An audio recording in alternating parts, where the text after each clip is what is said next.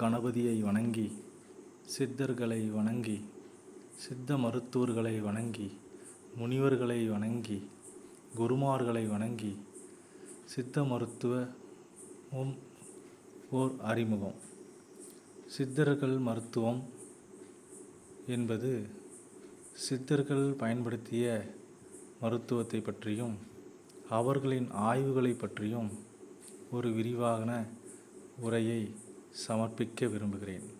சித்தர்கள் மருத்துவம், மூலிகை மருத்துவம், நாட்டு மருத்துவம், சூரண மருத்துவம், ராஜ மருத்துவம், தேவ மருத்துவம் என்று 6 வகைகளாக பிரிக்கப்பட்டுள்ளது. இதில் முதல் மருத்துவம் சித்தர்கள் மருத்துவம், 2வது மருத்துவம் மூலிகை மருத்துவம், 3வதாக நாட்டு மருத்துவம்,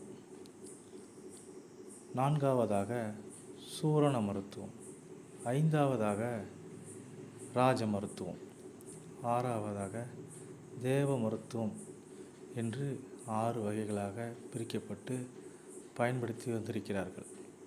இதை பற்றி பின்வரும் நாட்களில் விரிவாகவும் விளக்கமாகவும் உங்களுக்கு அர்ப்பணிக்கிறேன். இப்பொழுது முதல் மருந்தாக மஞ்சள்.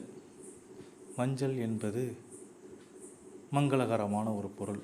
அது மட்டுமல்லாமல் மஞ்சள் என்பது அனைவரும் முதலாக பயன்படுத்தும் மங்களகரமான பொருள் மட்டுமல்லாது, முதல் மருத்துவ கண்டுபிடிப்பில் நோய் எதிர்ப்பு சக்தி கொண்ட மருந்து பொருளில் மஞ்சள் முதல் இடத்தை பெறுகிறது.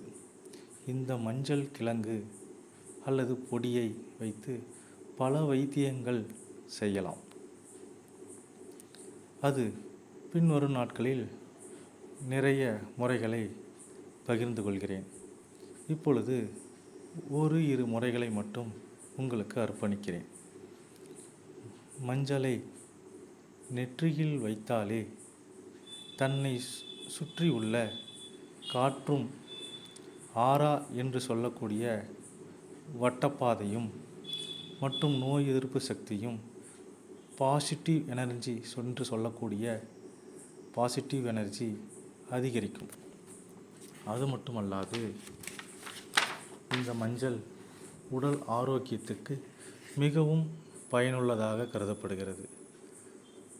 2வது, சூடான பாலில் சிறிது ஒரு சிட்டிகை அல்லது 2 சிட்டிகை சேர்த்து 3 நாள் சாப்பிட்டால் தொண்டை கரகரப்பு, இரும்பல், சளி சரியாகும். அது மட்டுமல்லாது குரல் வளத்தை அதிகரிக்கும் என்பதை நீங்கள் கண்கூடாக அறிய முடியும். இதுபோன்று சில மருத்துவ குறிப்புகளை பின்னாளில் பார்க்கலாம். வணக்கம். சித்தர்களுக்கு நன்றி.